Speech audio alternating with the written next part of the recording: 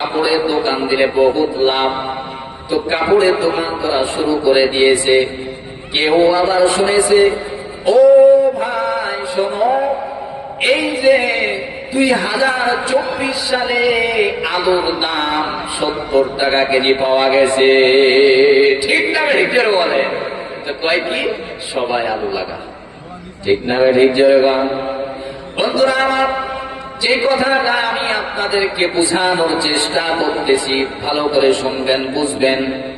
যদি কথাগুলো বোঝার চেষ্টা করেন, আল্লাহ রাব্বুল আলামিন বোঝার সাথে সাথে আমল করার মতো যোগ্যতাও আল্লাহ দিয়ে দিবে।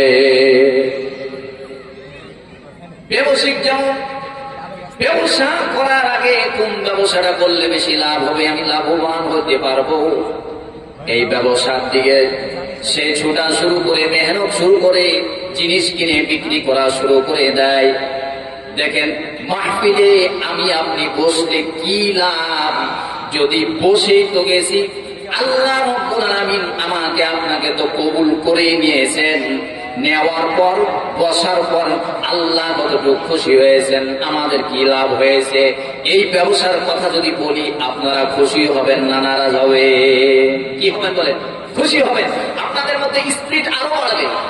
শয়তানে যদিও খোঁজায় তখন আপনারা বলেন, শয়তান ধোঁকা দিস না, গুনাহ মাফের জন্য এখানে বসছি। সুবহানাল্লাহ যারা বলে, কিছু শিখার জন্য। কেন আপনি যখন শুনবেন যে আমার বসলে এখানে কি লাভ, আল্লাহ আমাদের উপরে কেমন খুশি হন, কি দান করবেন, তখন আপনার মধ্যে মজবুতি পয়দা হবে। আর যদি না শুনেন, একটু করে চল জিলাপি খায় আসি, চল চা খায় আসি। আর যখন লাভ বুঝবে, তখন ওই ধানের দিকে যেমন ওই ব্যক্তি ছুটেছে, আলুর দিকে যেমন একজন ব্যক্তি ছুটেছে, কাপড়ের ব্যবসার দিকে যেমন একজন ছুটেছে, ঠিক আপনারা ওইখানে জমে বসে থাকবেন না। যতই ক্ষুধা লাগুক, যতই যাই হোক, আমরা এখানে বসে আল্লাহর জান্নাত পর্যন্ত পৌঁছবো ইনশাআল্লাহ। বন্ধুরা আমার, আল্লাহ রাব্বুল আলামিন আপনাদেরকে ভালোবাসেন না না বাসেন, একটা উদাহরণ দিলে বুঝবেন। মনে রাখেন, মানুষ বন্ধুকে ভালোবাসে, আর বন্ধুকে ভালোবেসে তার বাড়ির মধ্যে নিয়ে যায়।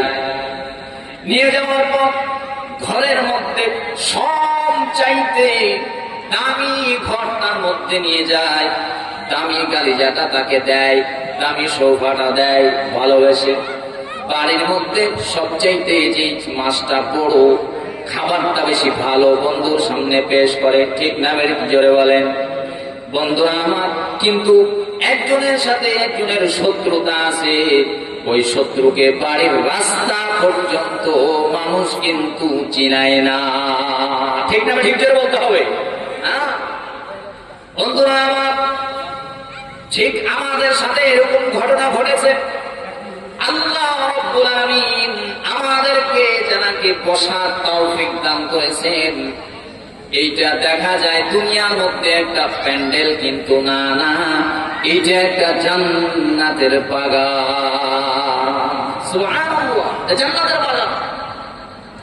আল্লাহ রাব্বুল আলামিন যাকে পছন্দ করেন, ভালোবাসেন, মহব্বত করেন, যাকে জান্নাতি বানাইতে চায়, যাকে আল্লাহ রাব্বুল আলামিন